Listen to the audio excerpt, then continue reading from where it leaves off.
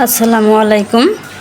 আমার চ্যানেলের পক্ষ থেকে সবাইকে স্বাগত জানিয়ে আজকের ভিডিও শুরু করলাম। সবাই কেমন আছো? আশা করছি ভালো আছো। আলহামদুলিল্লাহ আমিও ভালো আছি। আজকে আমি সিম রান্না করব। এখানে আমি সিম নিয়ে নিয়েছি। এই বছর কিন্তু আমরা এখনও সিম খাই নাই। আজকে প্রথম আনলাম। এই সিম দিয়ে আমি মাছ দিয়ে রান্না করব, ইলিশ মাছ। সবাই দেখতে থাকো কীভাবে রান্না করি। এখন আমি সিমটা কেটে ধুয়ে নেই, তারপর রান্না করার সময় আবার দেখা হবে। ততক্ষণ সবাই সাথে থেকো। আর কে কোথায় থেকে ভিডিওটা দেখতেছো অবশ্যই একটু কমেন্টে জানাইও। আর ভালো লাগলে একটা লাইক করে দিও, আর আমার চ্যানেলটা সাবস্ক্রাইব করে আমার সাথেই থেকো। এই যে সিমটা আমি কেটে সুন্দর করে দিয়ে নিছি। আর এখানে আমি 2টা আলু কেটে নিছি। আর এখানে আমি ছোট্ট একটা ইলিশ মাছ কেটে নিছি। এই ইলিশ মাছ দিয়ে সিম দিয়ে আলু দিয়ে রান্না করব। তাহলে চলো রান্নায় চলে যাই। চুলায় কড়াই বসিয়ে দিছি। এখন তেল দিয়ে দিলাম। তেল গরম হোক, আমি সেই ফাঁকে মশলা দিয়ে মাছটা মাখিয়ে নিই।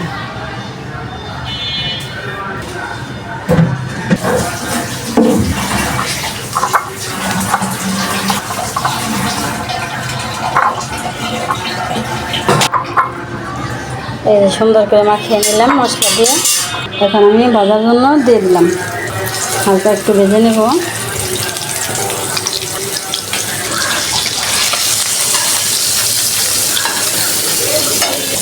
মাছটা ভাজা হয়ে গেছে, মাছটা নামিয়ে নিই।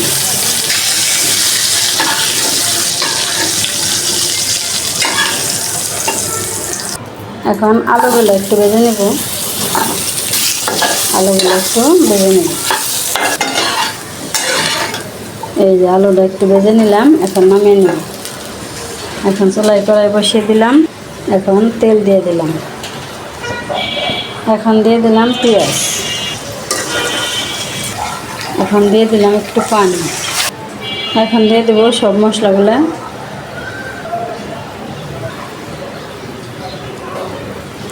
কাঁচামরিচ। এখন আর কিছু পেঁয়াজ দিয়ে দিলাম। এখন আমি মশলা সুন্দর করে কষিয়ে নেব। এই যে মশলা আমি সুন্দর করে কষিয়ে নিলাম। এখন আমি সিমগুলো দিয়ে দিলাম। যে কোনো সবজি সিজনালি মজা। এখনকার সিম তেমন একটা মজা লাগবে না, তবুও নতুন সবজি তাই আমি আনছি। আর আমি কিন্তু কাউকে দেখানোর জন্য বা শেখানোর জন্য ভিডিও করি না। আমি প্রতিদিন যা রান্না করে খাই সেটাই সবাইকে দেখানোর চেষ্টা করি। আর ভালো লাগলে অবশ্যই পাশে থাকবে। এখন আমি সিমটা সুন্দর করে কষিয়ে নেব। এখন আমি এই যে ভেজে রাখা আলুগুলো উঠিয়ে দিলাম। আলু আর সিম একসাথে কষাবো। এই যে অনেক সুন্দর করে কষিয়ে নিলাম। আমি যে ভিডিও করে শুধু ছাড়তাছি, আজ থেকে প্রায় 3 বছর হয়ে গেছে আমার চ্যানেলের বয়স, কিন্তু আমি এখনও সাকসেস হতে পারি নাই। কী সমস্যা সেটাও আমি জানি না, তবুও আমার মতো আমি ভিডিও ছাইড়ে যেতেছি। যদি কোনো দিন আল্লাহ মুখ তুলে তাকায় তাহলে সফল হতে পারবো, আর তা না হলে নাই।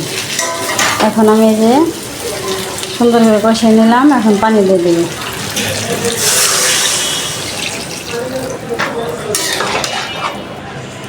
এতটুকু জল দিয়ে দিলাম। এখন আমি মাছটাও দিয়ে দিলাম। এখন রান্না শেষ হোক, বাকিটা পরে দেখাবো। এই যে সিম দিয়ে ইলিশ মাছ দিয়ে আলু দিয়ে তরকারিটা হয়ে গেল। এখন আমি যে একটা ধনিয়া পাতা নিচ্ছি, বিলাতি ধনিয়া পাতা। এই ধনিয়া পাতাটা কুচি কুচি করে কেটে তরকারিটা দিয়ে দিই। এই যে বিলাতি ধনিয়া পাতাটা ছোটো ছোটো করে কেটে নিলাম, এখন দিয়ে দিই। আমার তরকারিটা হয়ে গেল, এখন আমি নামিয়ে নিব। এই যে তরকারিটা নামিয়ে নিলাম। আজকে আমার ইলিশ মাছ দিয়ে নতুন সিম দিয়ে তরকারি কেমন হলো অবশ্যই কমেন্টে জানাবে। তাহলে আজকের ভিডিও এখানেই শেষ করলাম। সবাই ভালো থাকবে, সুস্থ থাকবে, সাবধানে থাকবে। আল্লাহ হাফেজ। আসসালামু আলাইকুম।